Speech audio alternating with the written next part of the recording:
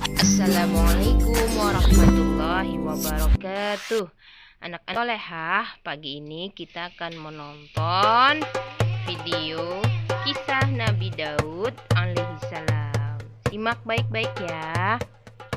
Kaum Bani Israel ketika itu hidup tertindas oleh kekuasaan Jalut yang menguasai tanah Palestina.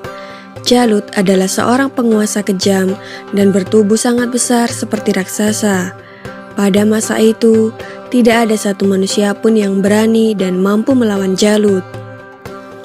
Allah Subhanahu wa Ta'ala kemudian mengangkat seorang penggembala Bani Israel yang bernama Talut untuk menjadi pemimpin kaum mereka, di mana saat itu Bani Israel dikenal mempunyai sifat keras kepala. Terbukti pada awalnya Bani Israel menolak karena Talut hanya seorang penggembala miskin.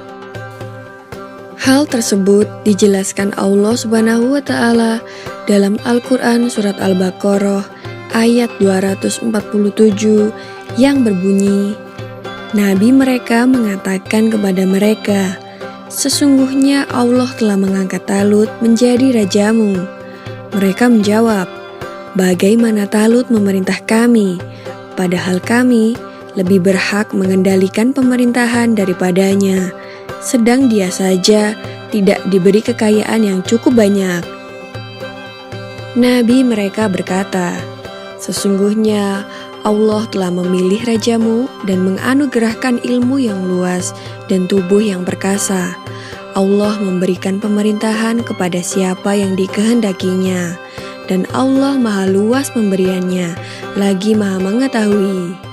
Maksud dari nabi mereka dalam surat tersebut adalah nabi sesudah Nabi Musa dan sebelum Nabi Daud diangkat sebagai pembawa petunjuk, nabi sesudah Nabi Musa dan sebelum Nabi Daudlah yang mengajak Bani Israel untuk melawan Jalut karena menindas kaum mereka dan menentukan Talut sebagai calon pemimpin mereka.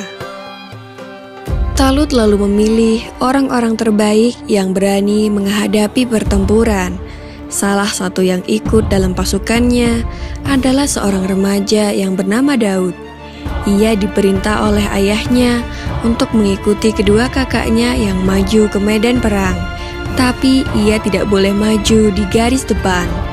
Daud hanya diperintahkan untuk melayani kakaknya ketika lapar atau haus, untuk menyiapkannya makanan dan minuman. Jumlah pasukan Talut saat itu jauh lebih sedikit dibandingkan dengan pasukan Jalut sang penindas. Jalut adalah seorang panglima perang yang bertubuh besar dan setiap orang yang berhadapan dengannya selalu kalah. Talut lalu berdoa kepada Allah Subhanahu wa Ta'ala, ya Tuhan kami, curahkanlah kesabaran atas diri kami dan kokohkanlah pendirian kami dan tolonglah kami dalam menghadapi orang-orang kafir. Maka dengan kekuatan doa itu, mereka menyerbu pasukan Jalut dengan gagah berani. Pasukan Jalut tak mengira bahwa lawannya yang berjumlah sedikit itu mempunyai keberanian bagaikan singa yang terluka. Dan pada akhirnya, pasukan Jalut dapat dikalahkan, sehingga hanya tersisa Jalut dan beberapa pengawalnya saja. Talut dan pasukannya tak ada yang mampu menghadapi raksasa itu. Talut pun lalu berkata, siapa yang dapat mengalahkan Jalut, maka ia akan diambil sebagai anak menantuku dan akan mewarisi kerajaan. Lalu di saat itulah Nabi Daud yang masih remaja mengajukan diri untuk bertarung melawan Jalut. Maka dimulailah pertarungan yang tidak seimbang itu. Dengan menyebut nama Allah dan hanya berbekal sebuah ketapel dan 3 buah batu kerikil, Nabi Daud tidak ragu untuk melawan Jalut. Nabi Daud selalu bisa menghindar dari tebasan pedang Jalut. Berkat keteguhan imannya kepada Allah Subhanahu wa Ta'ala, maka pertolongan pun diturunkan kepadanya. Kemudian Nabi Daud melemparkan batu ke udara menggunakan ketapelnya. Dengan izin Allah Subhanahu wa Ta'ala, angin menjadi sahabat Nabi Daud dan membuat batu meluncur dengan cepat. Batu itu kemudian jatuh, tepat di dahi Jalut yang membuatnya jatuh dan meninggal. Talut pun menepati janjinya dan akan menikahkan putrinya, serta memberikan separuh kepemimpinan kerajaan Bani Israel.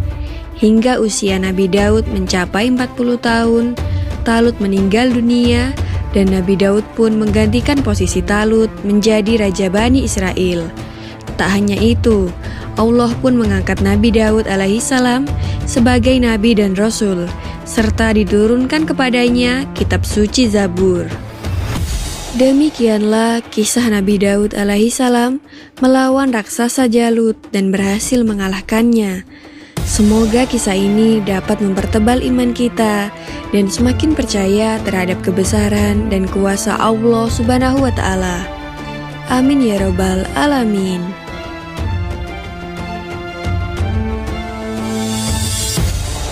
Terima kasih telah menonton videonya, dan apa saja pelajaran yang kamu ambil dari video tersebut, tulis di buku tulis ya. Wassalamualaikum warahmatullahi wabarakatuh.